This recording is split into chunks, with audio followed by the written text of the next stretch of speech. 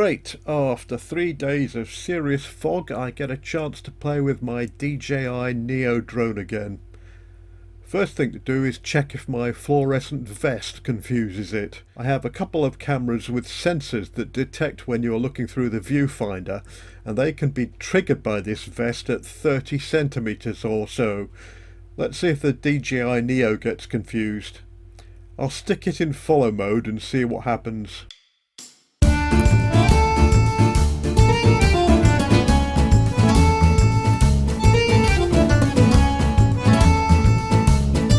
Nope, that seems okay. Next up is rocket mode. Last time I tried this it went up to 4 meters and then came back down again, but this can be tweaked. Once you have a connection between your phone and your drone, click on the settings icon from this page. On the next page, select rocket, which gets you to this page. Here you can increase the maximum height and turn on rotation, which makes the drone spin as it goes up and down. It looks like this.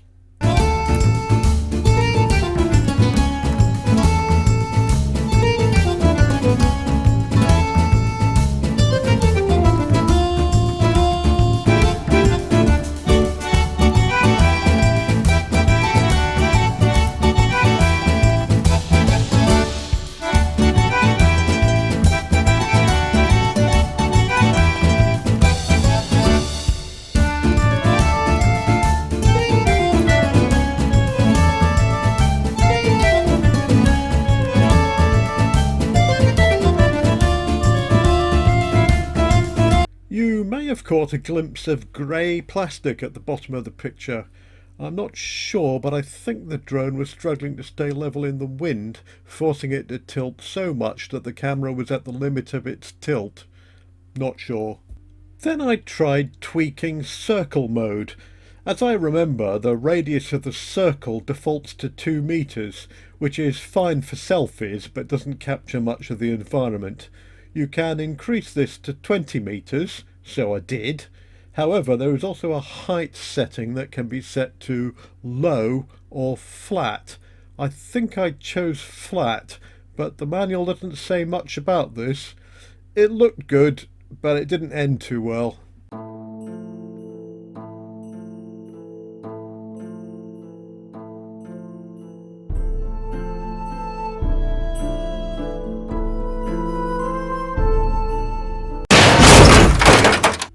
I think I need to work on that one a bit.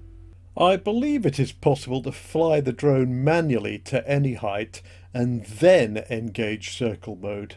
That would ensure it was above the height of any obstacles. Something to try. Next I thought I would give Helix mode a try. This is one of the so-called custom modes, so when altering its settings you need to select Custom on this page, and on the following page set Custom to Helix and select a max distance setting. I went for 20 meters. It looks like this.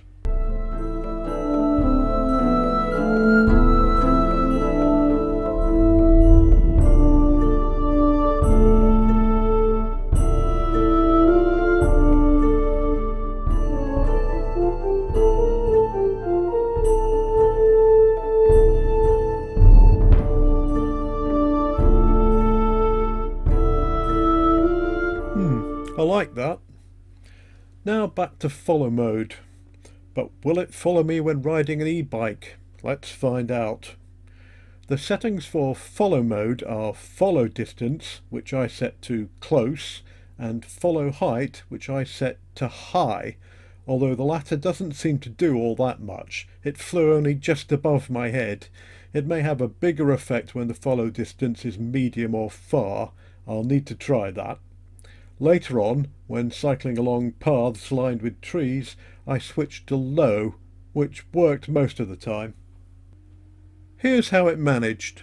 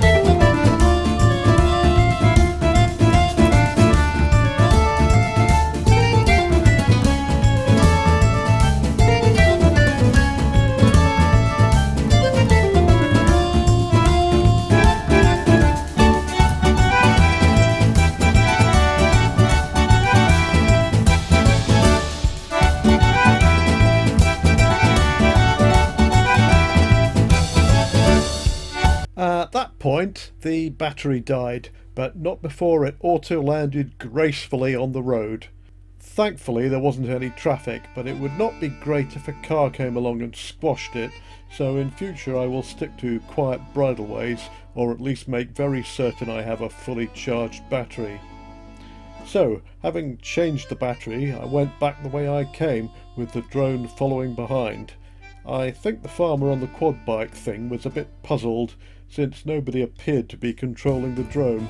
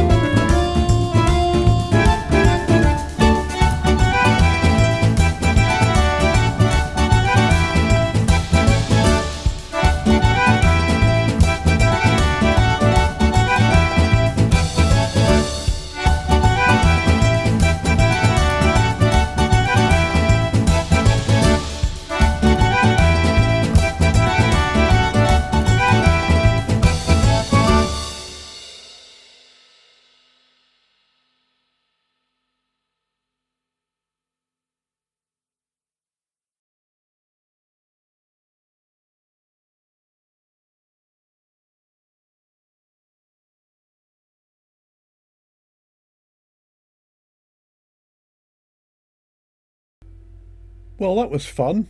Quite impressive, really, but I think I will try again on a traffic-free track.